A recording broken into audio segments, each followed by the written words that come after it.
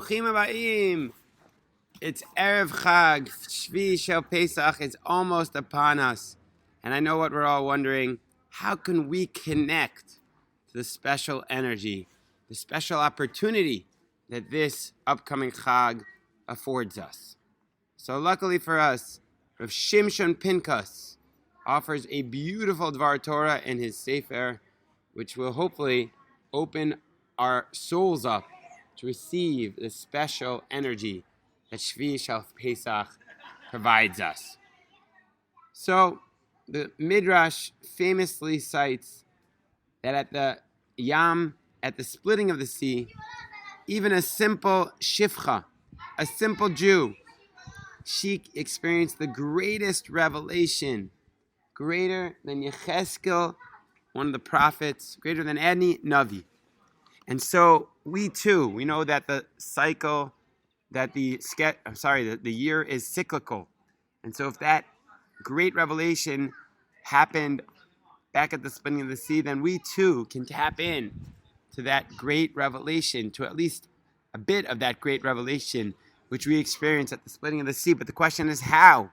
How can we tap in to that great energy?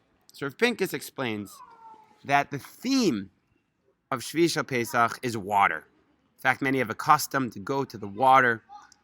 I'm actually staying in Italy, and there's a lot of beaches. So we're going to go to the water and say Az Yashir on Shve'ey Shel Pesach. What does water represent? Water represents the chesed of Hashem, the love of Hashem towards us. After all, through water we have life. Through Geshem, God communicates with us. He gives us life. When we see water, we remind ourselves of the endless Ein Sof of kindness that Hashem does for us in our lives. But in order to tap into that, to those Chastei Hashem on Shve'ey Shel Pesach, we need to do it a little differently than in other Chagim. On Sukkot, for example, we had the Simchat Beit HaShoeva, the drawing of the water. But on Sukkot, we drew the water after days of tshuva from Rosh Hashanah and Yom Kippur. And so we draw it from a place of highness. On the other hand, on Shve'ey Shel Pesach, we don't say a full Hallel, because we're not necessarily drawing from a place of highness, but rather from a place of bittul. We have to use our imagination and go back to that moment when the Jewish people are being sandwiched between the Egyptians and the sea, and they don't know what to do. And the Nachshon ben Aminadav says, I'm going to be Moser Nefesh, I'm going to be Mavato myself, and say, I'm completely dependent on the Rachamim of Hashem. Nothing else can save me except the Rachamim of Hashem. And with that act of Mesiras Nefesh, of complete dependence, that's what got us the revelation of the Kriyas Yamsuf. So if we want to tap into the energy of Shve'ey Shel Pesach, we need to tap into that energy of total bittul, total dependency, total willingness to be moser our taivas, to be moser whatever we know is holding us back, but we know would ultimately make us a better Jew. Through that Mesiras Nefesh and through that true tefillah with complete bittul, that's how we can be zoicha to the great light of Shve'ey Shel Pesach. You know, in the olden days, when people were desperate, there was a custom.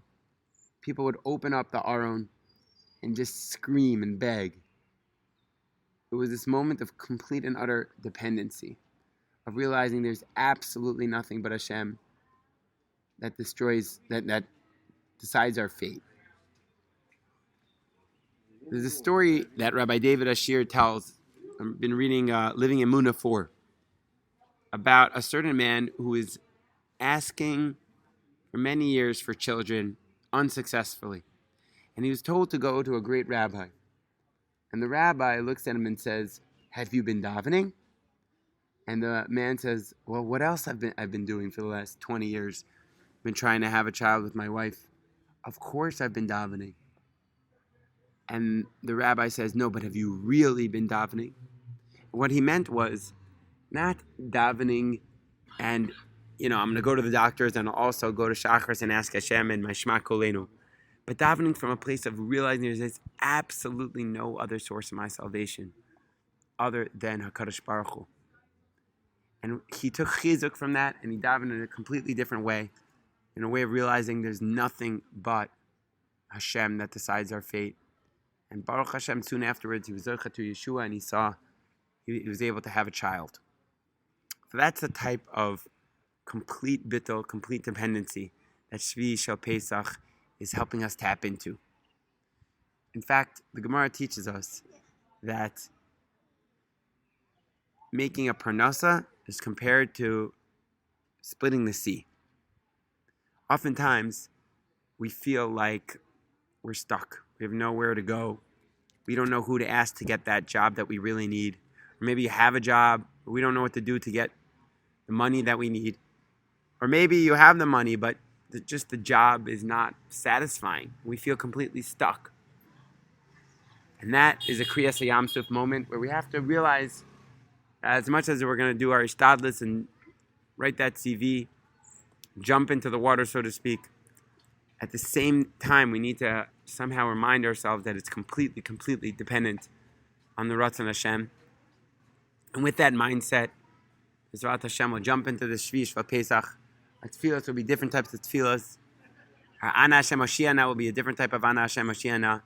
And at the same time, our Hodel Hashem Kitov will be a different Hodel Hashem Kitov, because we'll realize that it's all through the Chastei Hashem. All the waters around us are the Chastei Hashem. May we all be zocheh to a beautiful Chag, and we will take that Chag into our Sfira, Bezrat Hashem, and we'll take that Amunah, that Bitachon that Pesach gave us, and bring it back to our lives. Have a beautiful day.